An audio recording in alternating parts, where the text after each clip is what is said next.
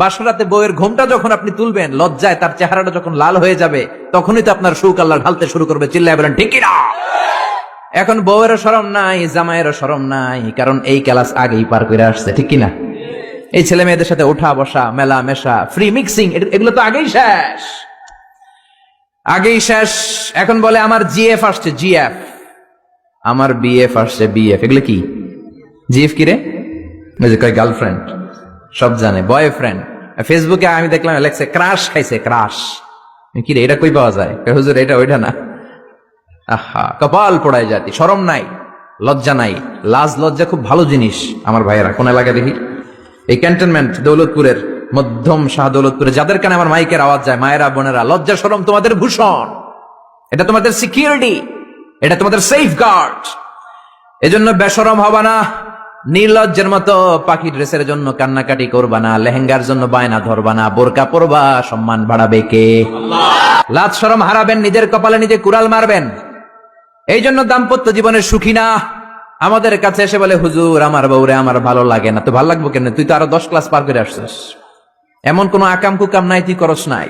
তো তোর বউরে তোর চোখে রাজরানী লাগবে কেন? তোর বউরে তো তোর কাছে কর্মচারীর মতো মনে হবে। ঠিক কিনা? এজন্য লাজ শরম শিখাবেন।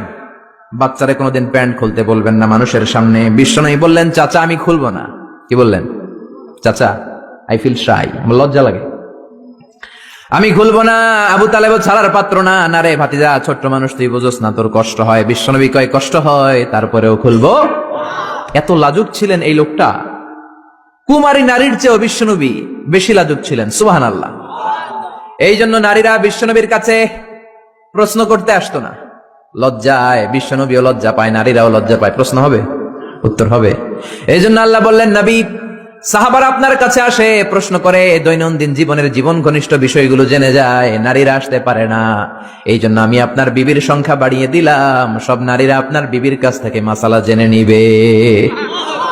অনেকে বলে বিশ্বনবী নারীর দেহভোগ করার জন্য 13টা বিয়ে করছে। কপাল পোড়া, কপাল পোড়া। আমার নবীর ইতিহাসই জানে না। বিশ্বনবীর প্রথম বিয়েটা ছিল 25 বছরের বয়সে। কত বছর? ওনার বয়স ছিল 25। বিয়ে করেছেন সাইয়্যিদাতুনা খাদিজাকে, ওনার বয়স ছিল 40। তখন বিশ্বনবী তাগড়া যুবক, 25 বছরের বয়স। কেমন যুবক? যিনি মক্কার সবচেয়ে বড় কুস্তিগিরকে ডান হাতে তুলে মাটির মধ্যে 3টা আছাড় মেরেছেন।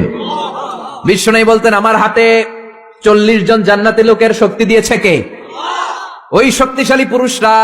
বয়স যখন তার 25, রক্ত গরম তাগড়া যুবক, বিয়ে করলেন 40 বছরের এক মহিলা। বিশ্বনবীর সব বিয়ে ছিল বিধবাদেরকে আশ্রয় দেওয়ার জন্য।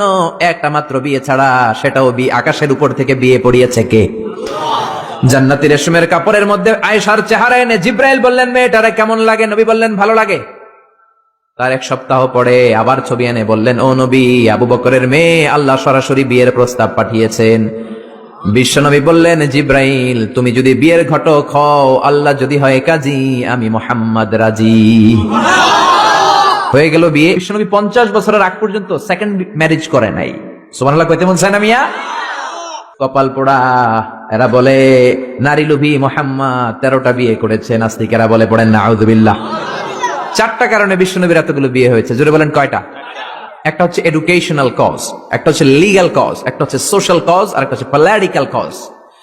এডুকেশনাল কজ যেটা প্রথমে বললাম, নবীর কাছ থেকে শিখতে আসতো পুরুষেরা, নারীরা শিখতে পারে না, মাসালা জানতে পারে না। আল্লাহ বললেন বেশি করে বিয়ে করো, মাসালাগুলো তোমার বিবিদের কাছে জানা।